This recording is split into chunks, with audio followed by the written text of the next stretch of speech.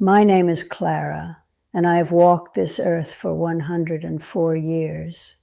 When you have lived as long as I have, you realize that the body is like an old house.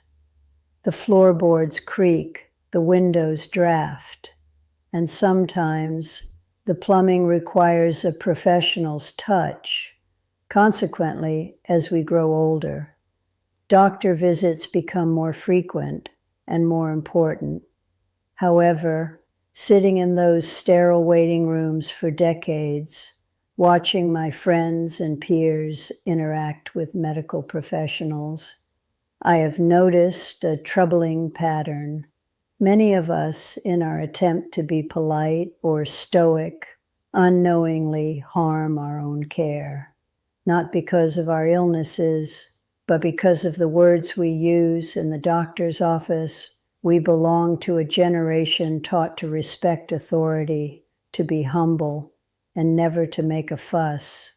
Yet these very virtues can become dangerous liabilities when our health is on the line. I have learned that doctors do listen carefully, but they are human. They work under time pressure, inside heavy systems, and they make fast judgments based on how symptoms are described. It is a harsh reality, but an important one to grasp. Over the years, I've identified 5 ugly but honest truths, 5 phrases we must banish from our vocabulary to protect our health, our dignity, and sometimes our lives. The first, and perhaps the most common trap, is the phrase, "It's probably just my age." I remember sitting with my friend Martha. She was a sprightly 80-year-old at the time. She had been suffering from dizziness and a nagging pain in her joints. When the doctor asked her how she was feeling, she smiled that sweet, apologetic smile and said, "Oh, you know how it is, doctor. It's probably just my age." Many seniors say this because we want to avoid sounding demanding or dramatic. We do not want to be the complainer. But what Martha didn't realize, and what I had to learn the hard way, is that this sentence quietly tells the doctor your symptoms are not important. When you dismiss your own symptoms, doctors are more likely to do the same. By attributing her dizziness to the calendar year of her birth, Martha was practically inviting the doctor to stop investigating. The truth is this: pain, dizziness, memory problems, fatigue, these are not automatically normal aging. Yes, aging explains some changes, but it never replaces a proper medical evaluation. When we wave our hand and blame the years, we risk misdiagnoses and untreated conditions. We risk letting something manageable turn into something catastrophic because we provided an excuse instead of a symptom. Your body deserves attention, not excuses. I told Martha later that day, wrinkles may come from age, but sudden dizziness is a medical event if we do not respect the signals our bodies are sending us. We cannot expect a busy doctor to dig deeper than our own dismissal. We must stop giving them permission to overlook us. The second phrase I have sworn off, and one that pains me to hear from my peers, is this: I don't want to be a bother. I recall a gentleman down the hall, Mr. Henderson, a man of great dignity, who always wore a tie to dinner.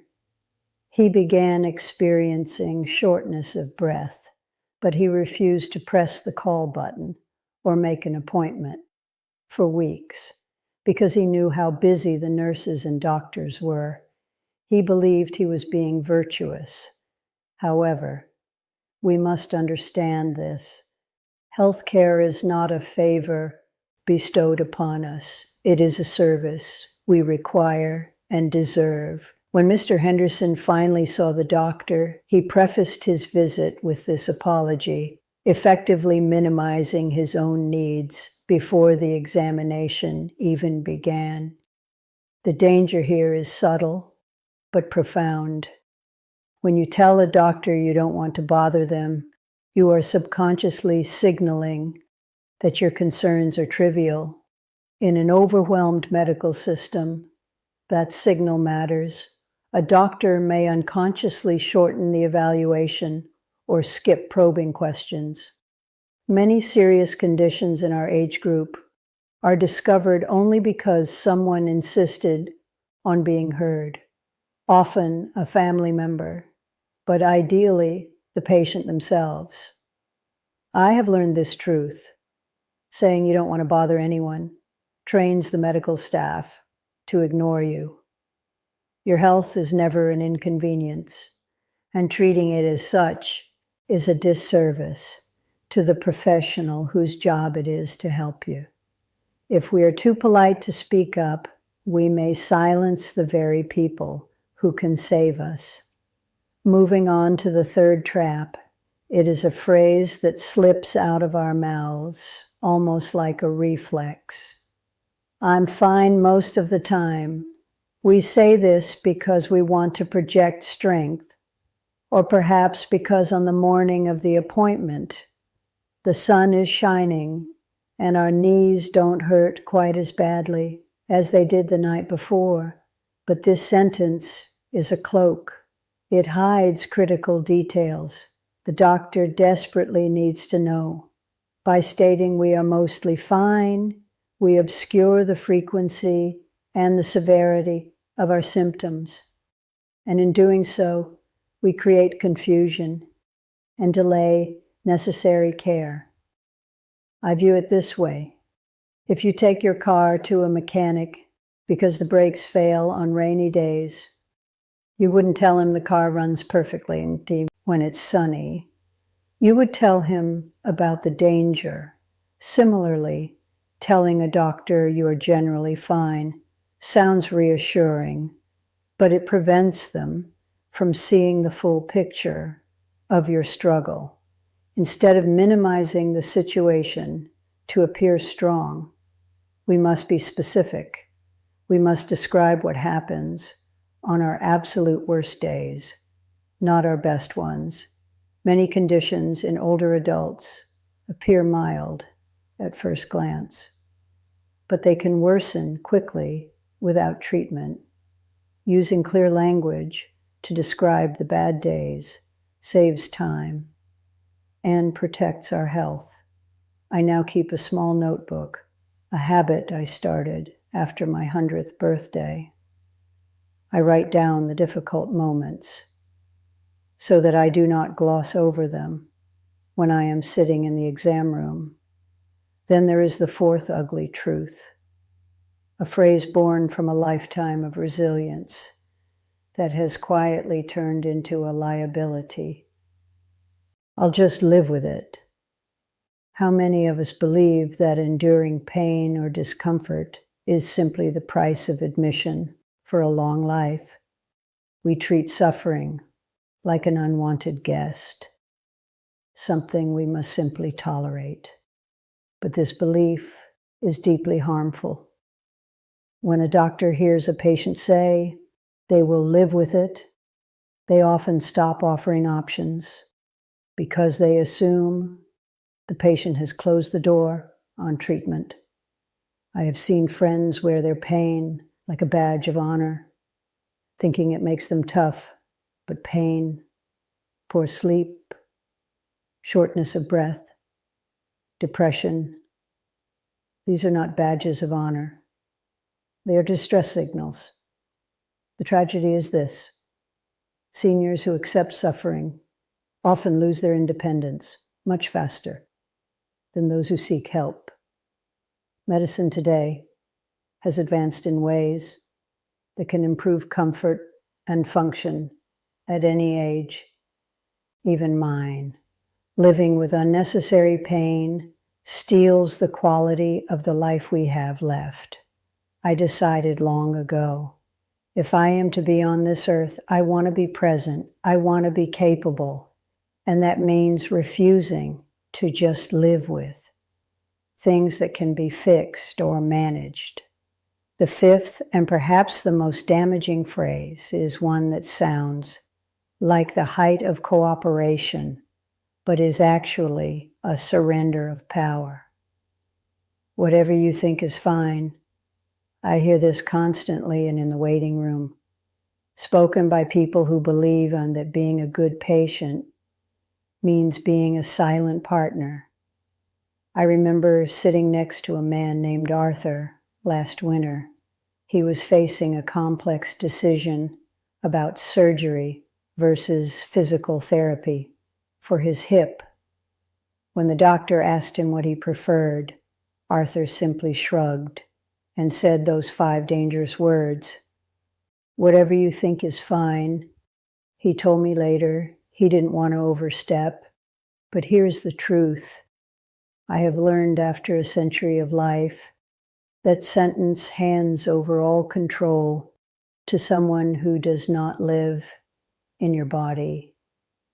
While trust in doctors is vitally important, passive agreement can lead to treatments that do not fit your values, your lifestyle, or your goals. By saying whatever you think, Arthur was robbing himself of a voice.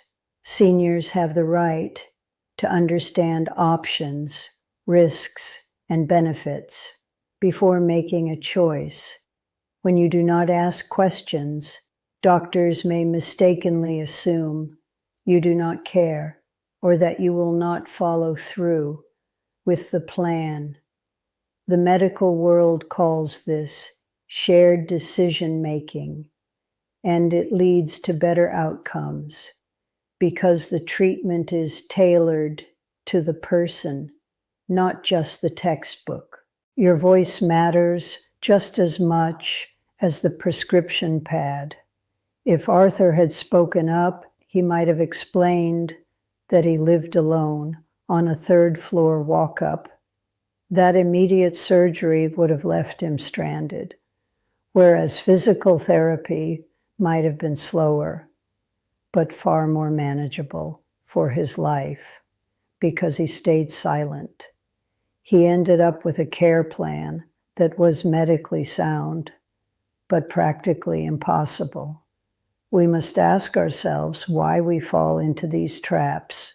These 5 phrases do not make us weak or foolish. They come from kindness, from humility, and from the fact that we come from generations taught to respect authority implicitly. We were raised to believe the doctor is the commander and we are the foot soldiers. But healthcare has changed since we were children, and aging bodies require clear communication, not quiet endurance. Doctors are trained to help, but they need accurate information and engaged patients to do their best work. It is also important to say this clearly. Many doctors deeply respect seniors, but they work under time pressure and heavy systems. I have observed this. Doctors respond best to patients who speak clearly, calmly, and confidently. This is not unfair. It is simply reality. When I go to my appointments now, I do not go empty-handed. I prepare. I write things down, symptoms, frequency, severity. I write my concerns down before I leave the house because my memory, like my knees, is not what it used to be. Writing it down ensures that in the rush of the appointment, I do not revert to being the polite, quiet girl I was raised to be.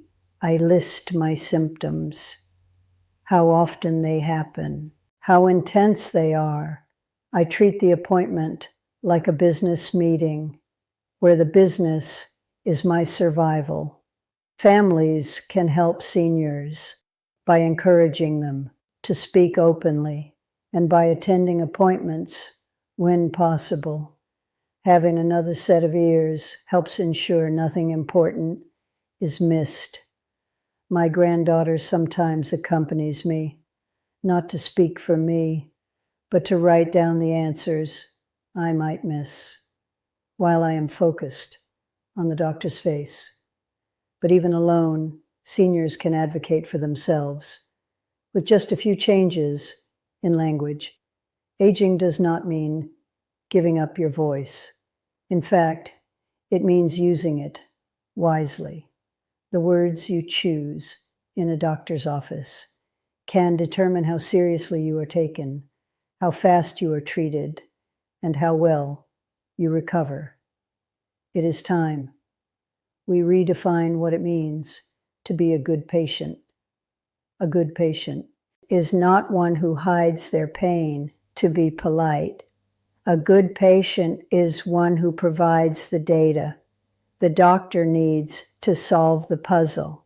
Respect is not demanded, it is communicated through clarity, honesty, and self-worth.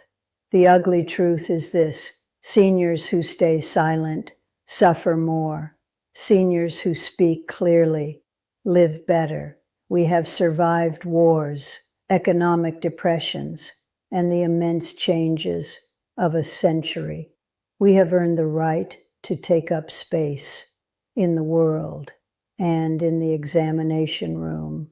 So the next time you sit on that crinkly paper on the exam table and the doctor asks how you are, do not say, "It's just my age." Do not say, "I don't want to be a bother."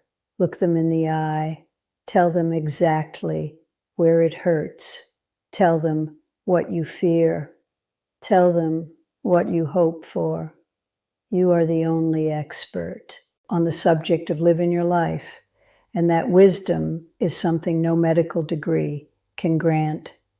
Stand tall in your truth, for that is the only way to ensure that the years we have left are lived with the dignity we deserve